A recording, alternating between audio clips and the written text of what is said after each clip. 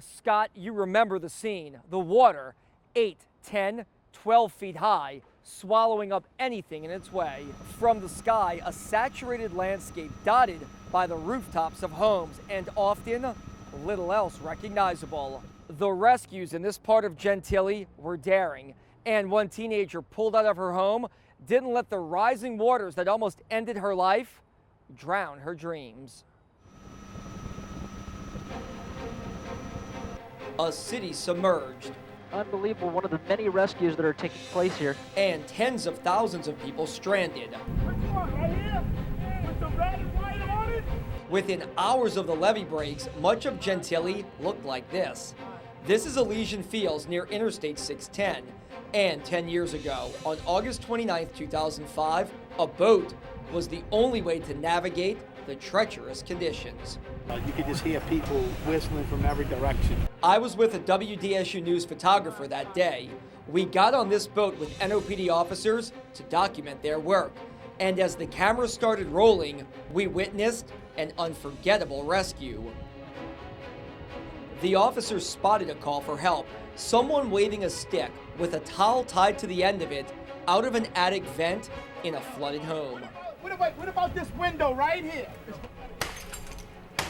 The rescuers busted in the window and a figure emerged from the attic, a teenage girl who didn't know how to swim.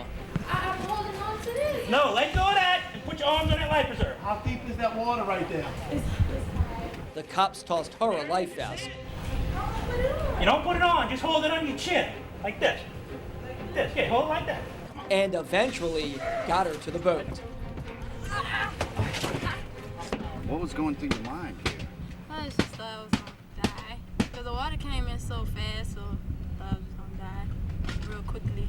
The officer who led the rescue, NOPD Sergeant Danny Scanlon, recounts that moment when all of the rest of the chaos would have to wait. And all his focus Come on. There you go. was directed to one teenage girl. I remember she was extremely scared. She got on there and she kind of dog paddled over and she got out the water and got into the boat. Thank you. All right. She was like so many other teens. And within minutes, this teenager, her 85-year-old grandmother, her mother, and uncle were on their way to safety. As we did with many of the people we met back then, we asked for her name. Say your name and spell it for me. Courtney, Courtney.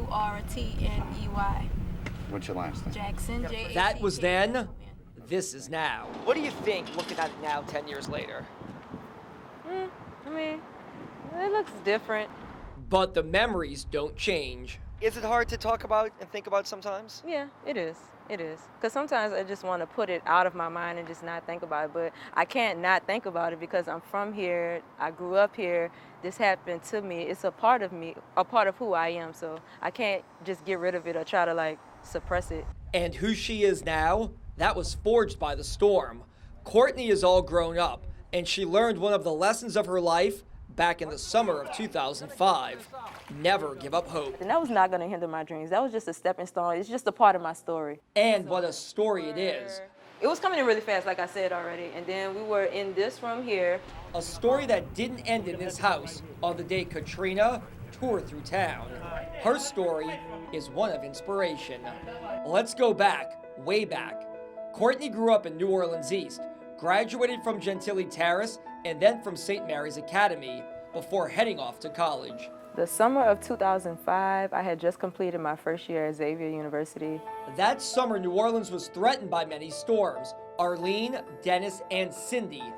None of them packed much of a punch.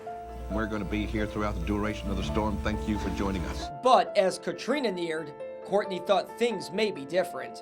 We went to my grandmother's house. She lives in Gentilly, and after that, we were getting calls from my dad, and my dad was kind of telling me you guys, he think we should leave. He was definitely encouraging us to leave, but I was like, nah. And I had an opportunity to leave to go to Texas, but I didn't want to leave my mom, and my mom didn't want to leave her mom. So we stayed, and you know, the rest is kind of history, I guess.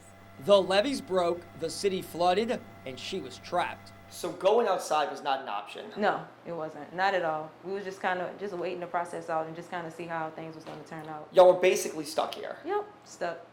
So this is it. This is the spot where you were dangling and the cops were out that window. Yeah. Yeah, so I came, I think it was like right around this area here. Yeah, they had a hole and my legs were just dangling down. And the boat was like right there. And that's when the guy, he threw me a life vest because I was scared. So you saw my legs first, and then finally my arms were just holding on to the rods or whatever it was. And then finally, that's when I jumped down. They had a bunch of more stuff in this room at that time. And then that's when I just came up and he just kind of pulled me on, into the boat. You were scared in the video, and rightfully so. Yeah, I mean, I was a teenager then, so I'd never experienced anything like this. I heard about all the other hurricanes with Betsy and Camille, like, and I wasn't alive for those, so to see this, yeah, it's just fear, like, so yeah, that was the face of everybody. Face of fear at the time. Right, exactly. Courtney and her family ended up on the interstate and were later taken downtown by a Good Samaritan. So after that, we went to the Superdome, and I was in the Superdome for a few days. That was like, oh my God, that was a horrible experience. With the dome in disarray, Courtney and her mother were sent to Pasadena, Texas. And you had nothing but the clothes on your back. Nothing at all. Pajama pants, and I didn't even have any shoes on, I don't think. Yeah.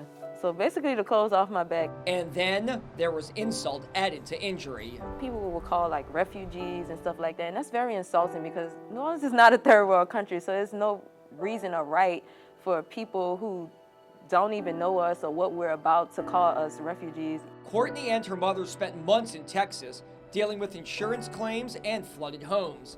They'd lost everything, from clothes to cars. This is Courtney's Honda sitting in her grandmother's driveway in Gentilly after the water receded. It was a high school graduation present, now destroyed. But despite the overwhelming situation, the kind of blow that made it unlikely they would even return to the city, Courtney would resume her college education right where it began.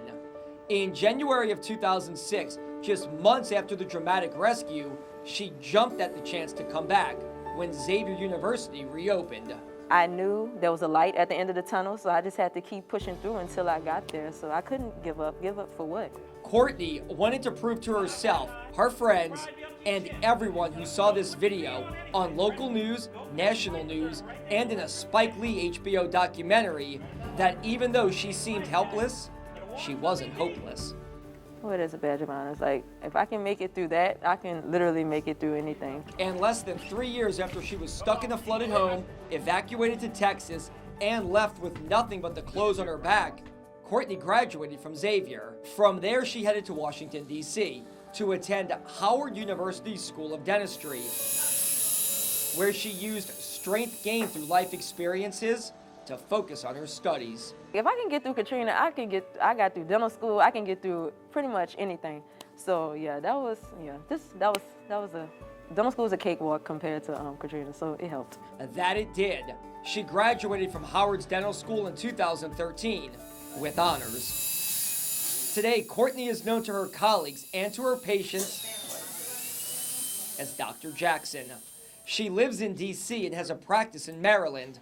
A dream come true. I couldn't let Katrina or anything else deter me from my dreams because I'm very determined and motivated. And my mom even told me when I graduated dental school, she was like, I'm so proud of you. Let me stop.